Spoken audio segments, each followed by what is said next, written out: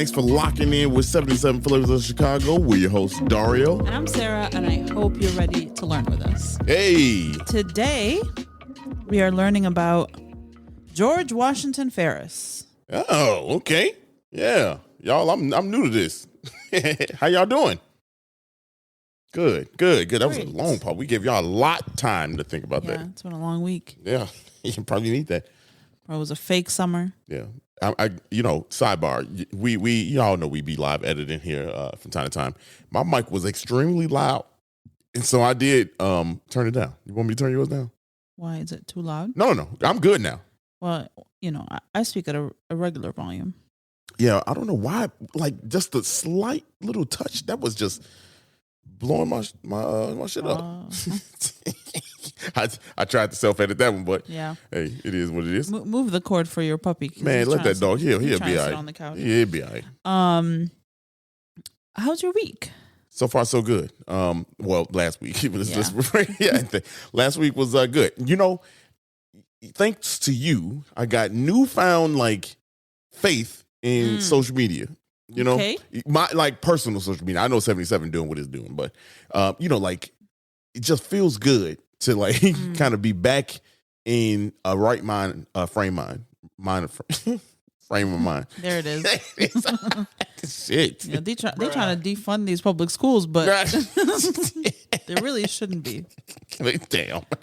They should add more money. Yeah, I mean, I'm doing good. I had a lot of jobs, photography jobs, and that wasn't. That has been the case, with gig salary. That's what I go through. So, but now back on my level, and y'all, I did outdoor graduation photography for the first time.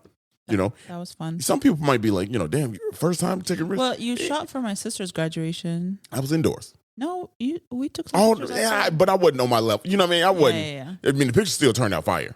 You know what I mean? Yeah. I was at Nifty 50 was going crazy, but but no, I mean, I had my light and everything. I was professional. I was dressed up and shit. Mm-hmm. It was a vibe. As you should be, because you are a professional. You are what you people perceive you as. That's crazy. That is crazy. That's a bar. Go ahead. How you doing? How was your week? My week was good. What did I do this week? I'm trying to think what I did. You need to write this shit down. No, for real. I need to write this shit down. Documenting. I missed the last few weeks of my knitting circle. Was that the dog? Was that you? That wasn't me. I missed my last week, a couple weeks of my knitting circle. So I was happy to go back last week to that. But what I'm really excited about is that we have this tour. It's not a tour. It's a scavenger hunt coming up with eAtlas. And if you're not familiar with eAtlas, they are a local Chicago company here that's an app where you can take self-guided tours or with a tour guide. They're from Chicago, so we love supporting our Chicago. Plus, they're awesome people. So, they are very dope. And we know a bunch of creators that create tours with them. So people always ask us, can you do tours? Can you do tours? Can you do tours? Man. Well, this is our first trial run at it. They spearheaded the creation of it. We helped as much as we could. We basically pick the stops and stuff. It's a scavenger hunt that you will take throughout the loop.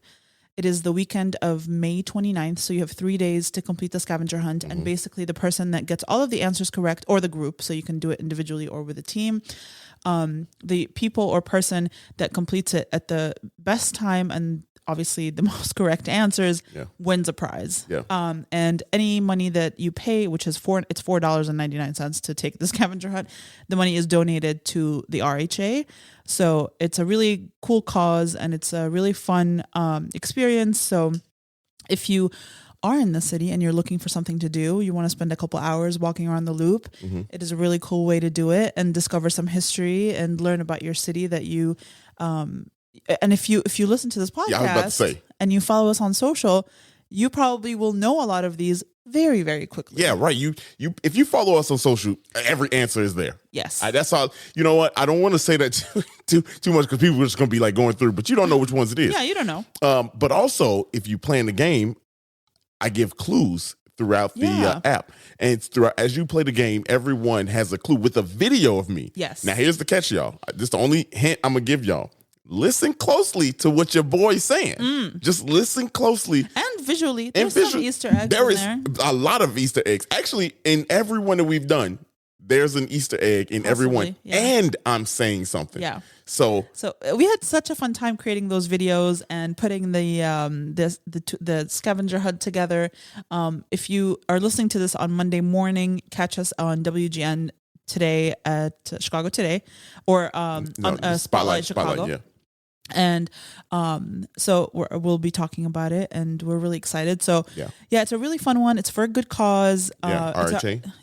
It's our test run for doing somewhat of a tour. This is a scav hunt, so it's a little different, but we're testing out the app to see. We've done tours through it. Mm-hmm. We participated in the hunt last year, but so yeah, we're really excited. So we would love your support. We'll link it in the show notes if you want to check it out, or you can go through our socials and find the link for it. It'll be in our bio. Yeah, buddy, I'm very excited about it. Yeah, it was fun to go out there and make the clues again. You know what I mean? Like we've already covered stuff. It's on that page, but to make the game is actually pretty fun. It is really fun. Yeah, I hope we have like tourists playing this thing. I hope so. Yeah, I mean, like I hope if you in Chicago, at that time. Yeah. I hope you play it and you're like, dang, this is fun. Because Yes. we taking you to some fun spots in Chicago. No, actually. And spots that you've probably walked by a bunch of times and never noticed. Yeah, a million times. It's in the loop. So if you've been in the loop, you walk past these a bunch of times. Or, I mean, and if you don't know what they are, you have literally just looked at it and been like, damn, you're going to look at it different is all I'm trying to say. Yeah. It's super fun. I'm excited. I'm really excited for people to participate, and I'm excited to hear the feedback. I'm sure you're going to love it. I have no doubt. We've walked it, so it's a great time. Yeah. Big time. What am I talking about? Great time. It's different it's different when I ain't got my iPad and nothing like the fidget with something. I got the notes today. Yeah, it's like I'm like lost, but I like that feeling. It's learning. Yeah. You're learning today. Yeah. Actually, one more thing. Speaking of learning, y'all, the journey that I am on is pretty fun. This is Sarah that kind of sparked an idea to like do something. So I'm kind of like trying to be a published photographer at the age of 40. That's the goal. I know I could do it. Yeah. And what I'm doing is documenting my journey, how I'm learning to get better at like knowing the fashion game and using that knowledge to help me be a better photographer. Yeah. It's a dance. You know what I'm saying? It's a dance because I'm actually learning, the industry, which is something Sarah came to my point. Who gonna hire a dude that don't know about the industry? And so I was like, well, let me get to thinking. That's a good point. I like that already, but then I'm like, let me just make that work for me.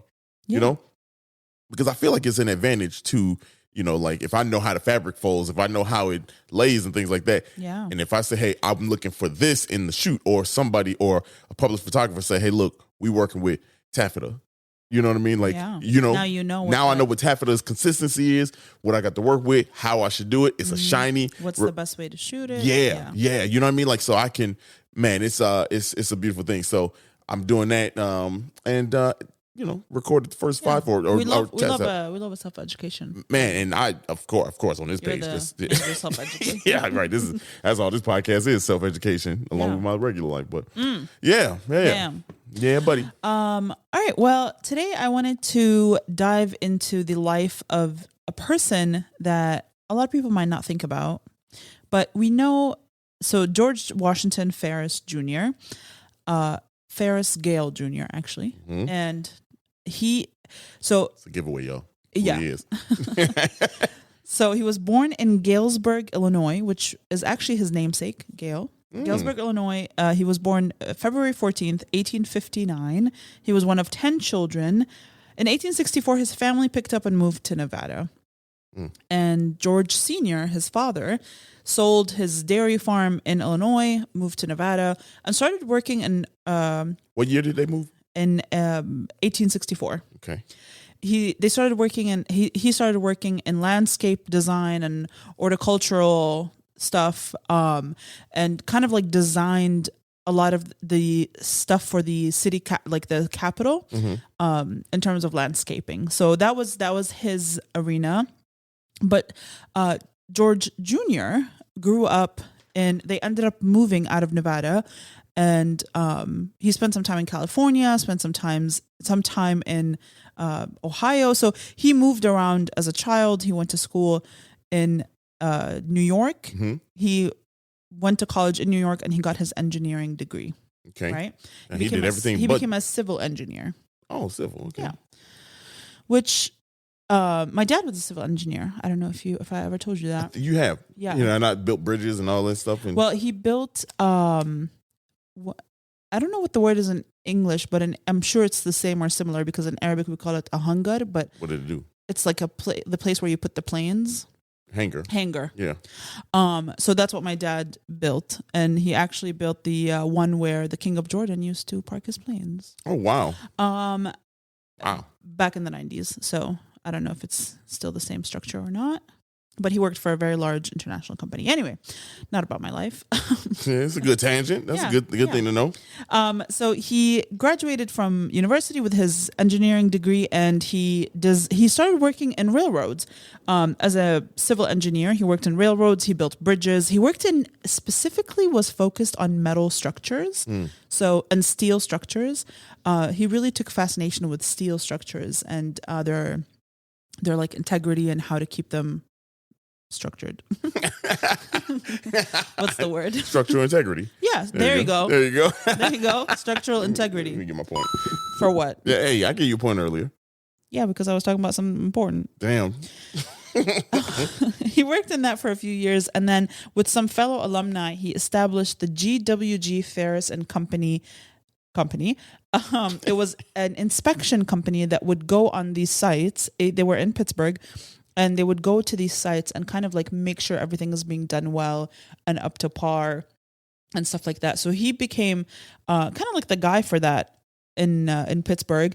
And he then opened up a couple other offices. He opened an office in New York, an office in Chicago, and then he made a decent amount of money that he opened Ferris, Kaufman and Company, which was they basically financed large-scale construction, including the bridges in Wheeling and Cincinnati.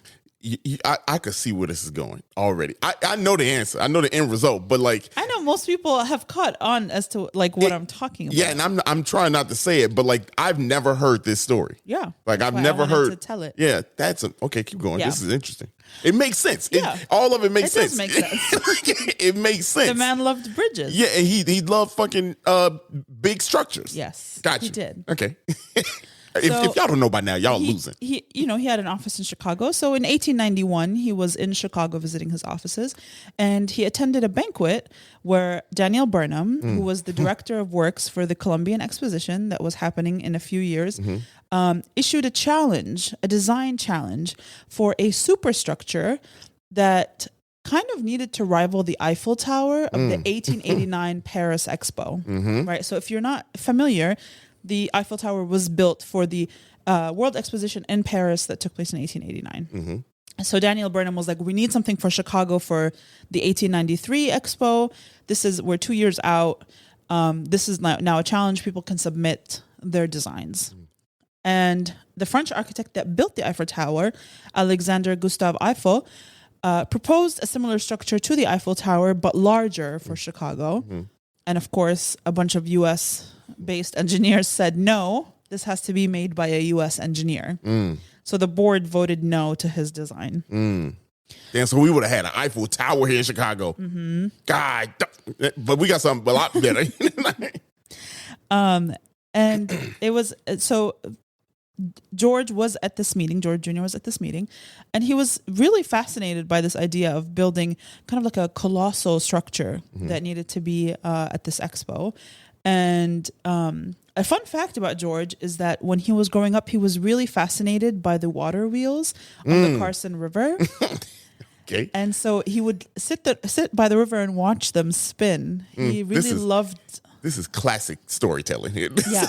Especially if y'all know the answer by now. Y'all know what's going on. Y'all know the end result. But this is fun. This is great. He also really liked bikes, Okay. and so he would sit and watch the what are they called? The chain. The chain, but is it called a specker?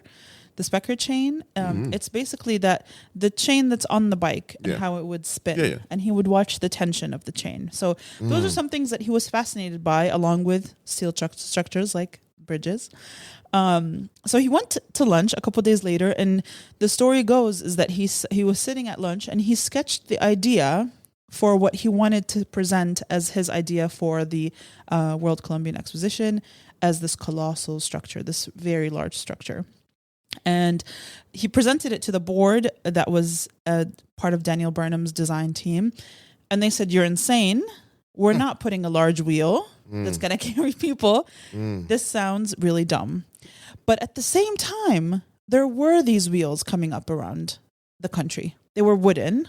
Other people had designed these smaller wheels that were wooden that would spin, and you could sit on them and spin in them.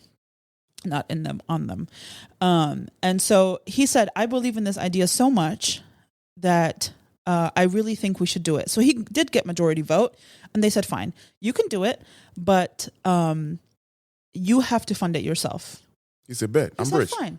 I'm rich. He said, "Fine." Shit. He spent $25,000 of his own money to develop the blueprints, and then he $25,000 for blueprints. Yes, How much is that shit now, a lot. bro? How much is blueprints right now?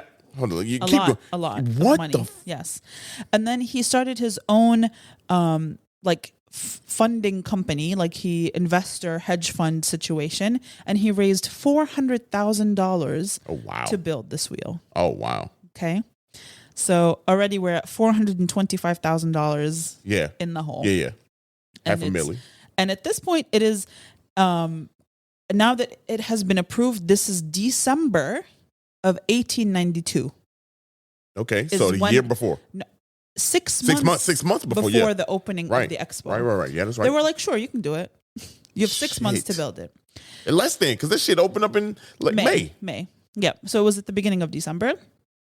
So he said, "Fine, I'll fund it." And his goal was to open for to have it ready for the opening of the expo. Now, to just give you some statistics on how large this wheel was, okay? I know some of it. The core was 89,320 pound axle. Okay, so that was the core of the wheel. It was 36 inches in diameter. Wait.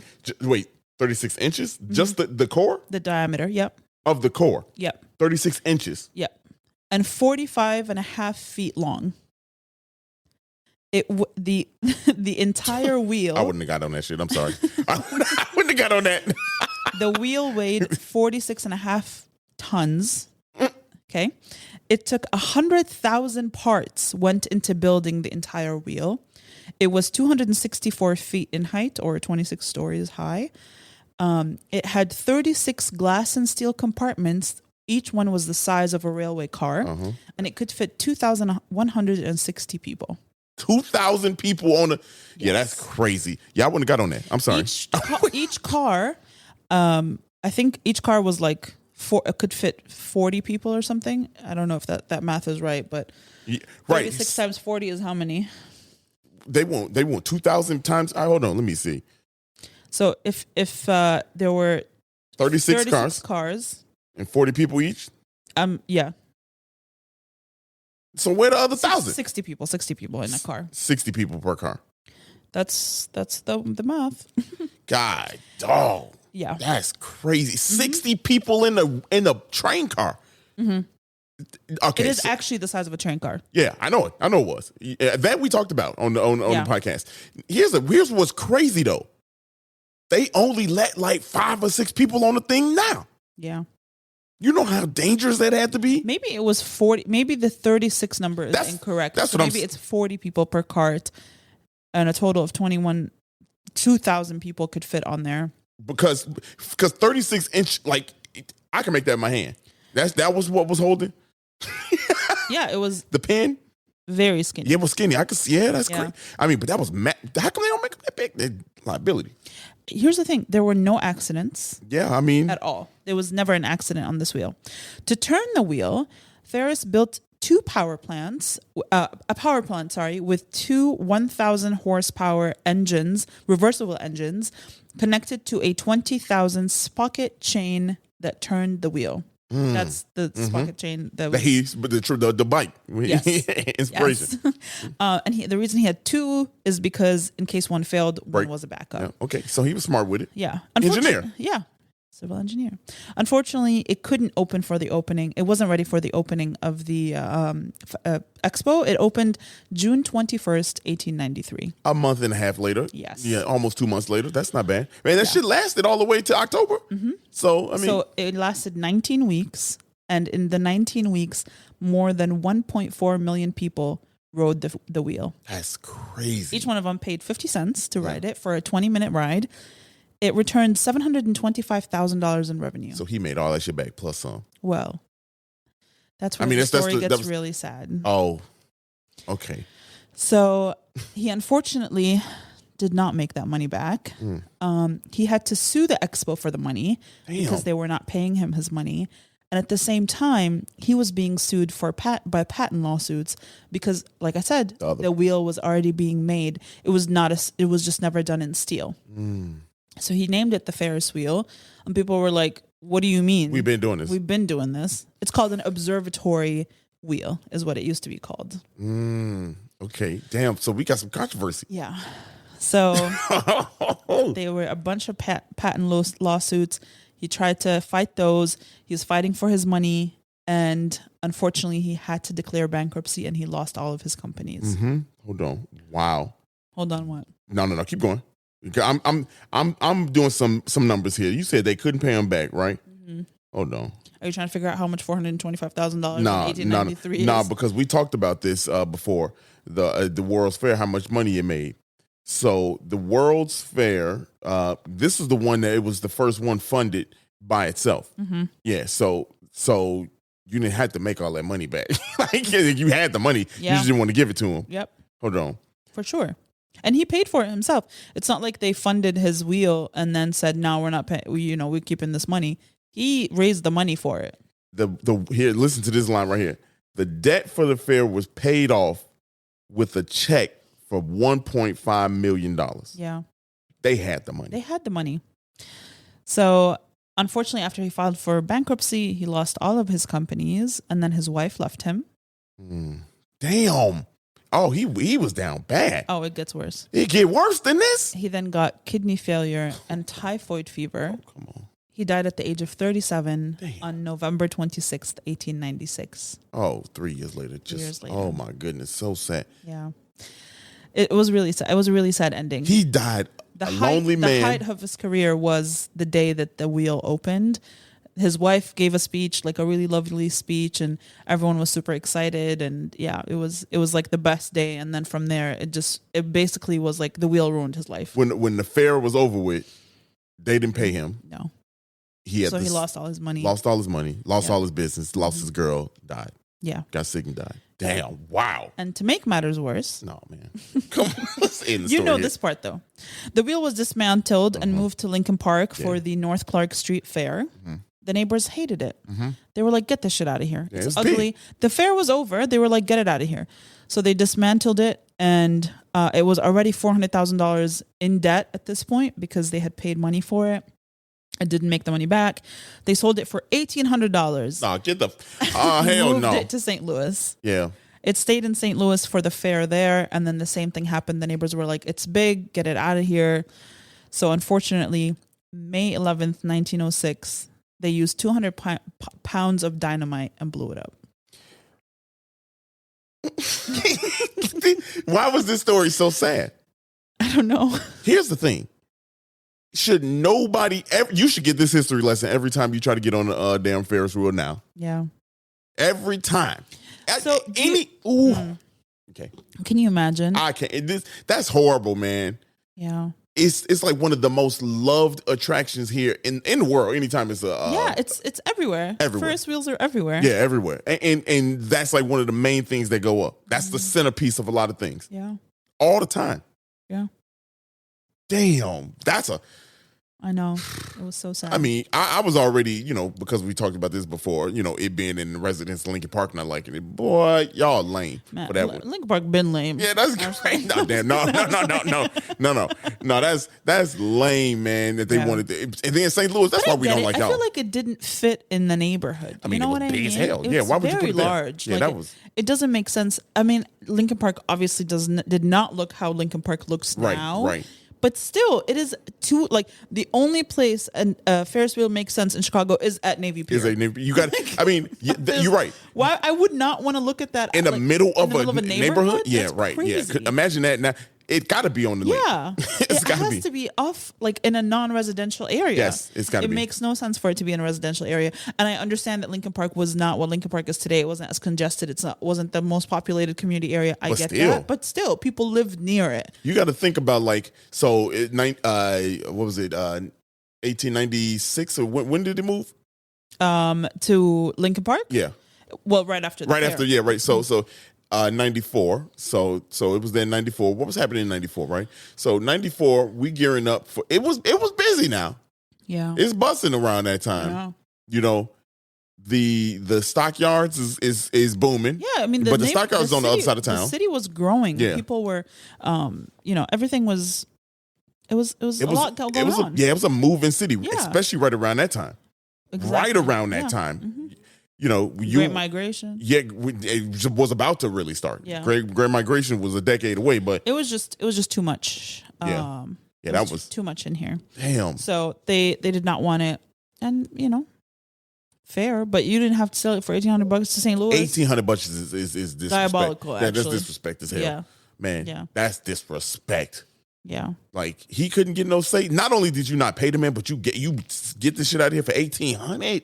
Yeah, well, and then tough. They blew it up. The blowing up is out of control. And it was basically just like scraps of steel after that. Yeah, that's oh boy, that's really sad. That is sad. That make me want to get on the Ferris wheel all the time now. Yeah. Every time I see it, I want to take a picture every time. He doesn't get royalties, so. I mean, it's the moral thing. Here's the thing. I also understand the perspective of like he didn't invent the Ferris wheel, so why is it called the It was called. It was dumb. It was called the observatory. What is it called? Like observatory wheel. It wasn't even called a wheel. Spinner. Observatory spinner. No, crazy to think that was on they moved it from the south side to the north side. That's crazy. I wonder how long it took to move though. You know what I mean? Because you got to take it apart and then rebuild it. Y'all let them rebuild it in your home and then say, "Nah, we don't want it no more." The hell? Like you could have been like, you know what? A good place for this would be out of my fucking window. You know what I mean? Like it could have, it was called the Observation Wheel in St. Louis at the Louisiana Purchase Expo in 1904. Man, you talking about a problematic ass fair. Yeah. For real. Damn. And basically the Lincoln Park residents said it was an undesirable. It was citing it as useless and undesirable industrialism. Okay. Just say you don't want the shit. God damn. All that extra shit. Yeah. That's crazy. Yeah. Wow. That was a good story. Thanks. That was a great story, actually. I kind of want to go to his home, the home that he grew up in is a landmark in Carson City, Nevada. And even the home that they moved to later in Pittsburgh is also a landmark. So there's a few landmarks around the country where he existed, where he went to college and stuff like that people commemorate his memory. So stay tuned to 77 Flavors. You might catch us on these streets. Or just 77 Flavors. Oh, okay. All right. Maybe. Something like that. Yeah. Yeah. Anyway. Yeah. That was good. That was good. It was, at first I was like, I was like, where are you going with this? I knew the name. You know what I mean? Mm-hmm. I didn't know where we're going. I'm like, oh, we storytelling. Yeah. So I wouldn't have. I was just curious about because we all know that the Ferris wheel debuted here in Chicago, but we don't know anything about the man that did it. Damn. So. That was a good call. You're going to learn today. You're going to learn today, sucker. Well, all right. If you enjoyed this episode, please share it with someone you love. It's the best way to support us. Please download the eAtlas app to play part of the scavenger hunt. And if you enjoyed this episode, like I said, share it with someone you love. If you did not enjoy this episode, that's perfectly all right. We'll see you next week, or check back Thursday for a throwback. Maybe it is one of your favorite old episodes. We'll see you then. Peace.